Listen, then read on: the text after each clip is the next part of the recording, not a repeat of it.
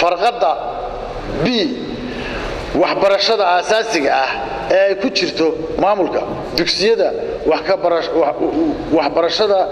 ee ilaa heer dugsi hoose dhexe hogaaminta maamulkooda shaqaalahooda miisaaniyadooda iyo iyadoo la raacayo habka maamul daadejinta ee runta ah si iyadana waa la mid waxa weeyaan iyadana waxa ku soo kordhinay xanaanada xoolaha ee heer degmo iyadana waa in maamulka A iyo B da ay ku wareejiyaan iyaga oo hogaaminta maamulkooda shaqaalahooda iyo miisaaniyadooda iyadoo loo raacayo habka maamul daadejinta runta ah oo miisaaniyadoodana la wareejiyaa horumarinta ganacsiga wasaaradda ganacsiga iyaduna waa la mid waa saas la soo wareejisaa horumarinta dhalinyarada iyo ciyaaraha iyaduna waa la mid miisaaniyadoodii garoomadan iyo shaqaalahoodii iyo maamulkoodiiba waa in degmooyinka A iyo B da iyagana lagu soo wareejiyaa si sharciga oo xeerka dhigayo laakiin iyagoo qalalan garoon qalalan miisaaniyad la socon ma shaqeynayo oo la idinka maamulaya waxa sidoo kale la mid ah nabadgelyada gudaha ee ku siman awoodaha heer degmo iyadana waa in la shaqeeyaan oo taliyaha qaybta ee degmadaasi uu maayarkii iyo maayarkii degmada loo doortay uu la shaqeeyaa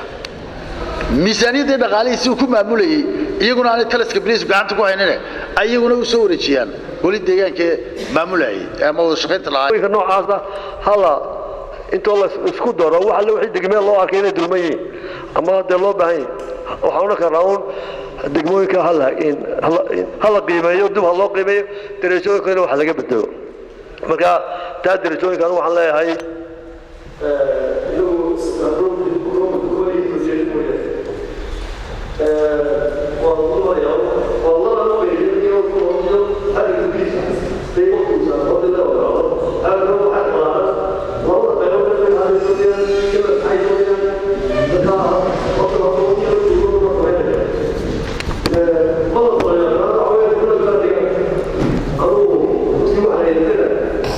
guddigu soo jeeday ma quraacsan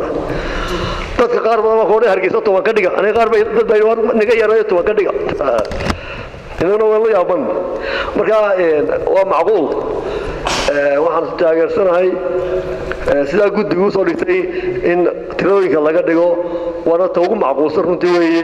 ee ugu dhexdhexaadsan weeye qodobka in badan ku hadalay waa qodobka saddexaad xeerkan dambe weeye kan dambe waxa laga soo bedelay wuxuu dul meeraysanay waxa kala diridoo kale waxa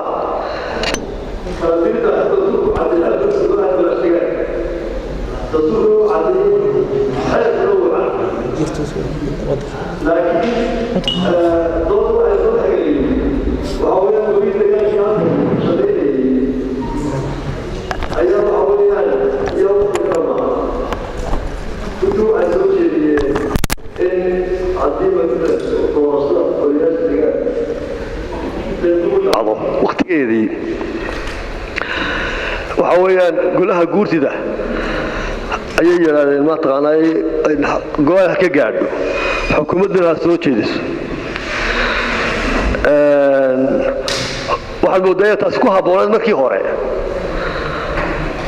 horta dastuurka uu cadeeyo matalan golayaasha haddii la kala diro iyo hadduu dabiiciyan u kala dirmo waxa la yeelayna waa kii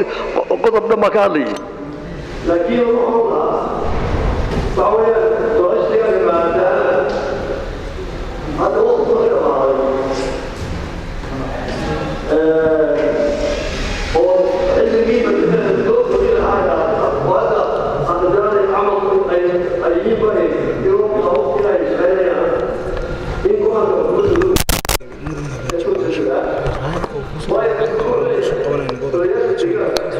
gobolada waa qayb ka mid ah xukuumadda haday saas u dhiga